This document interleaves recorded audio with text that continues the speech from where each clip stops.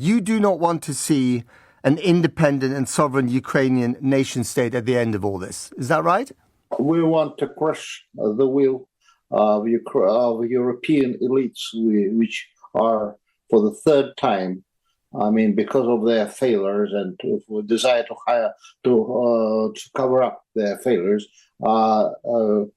pushing the world towards a world war. I mean, the third time in 100 years plus. Right. That is the main reason why we are fighting them. Second, we, of course, want to defeat these European elites, not European people, hopefully, if they are not thrown like cannon fodder as Ukrainians have been thrown. But on the road, we of course to have to defeat this Ukrainian regime. Right. Just to pick apart a few things that you said, that Russia wants to crush the will of the European nations in all this for the third time in a century.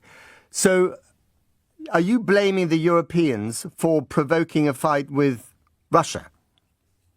Yes, absolutely. Europeans have been the main driving force for pushing for NATO expansion. Americans ought to be blamed too, but now they understood the price and they start to withdraw. But it was Russia that invaded Ukraine. I am sorry, but we have been telling, me personally too, for 27 or more years, that if NATO expands towards the borders of Ukraine and close to Russia, by the way, against all promises, there will be war. The only thing I regret is that we waited for too long and we trusted our European neighbors for too long, or for these all kind of Minsk process. We should have started earlier, then probably there would have been less blood.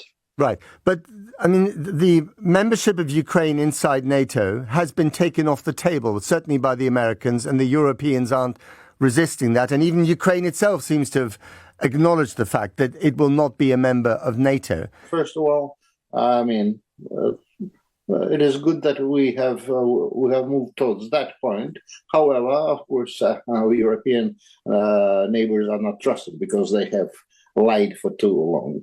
Second, there should be total demilitarization of Ukraine, no heavy weapons. Third, there should be denazification of Ukraine, and that is a change of this neo-Nazi regime, which they have installed with the help of the European sponsors.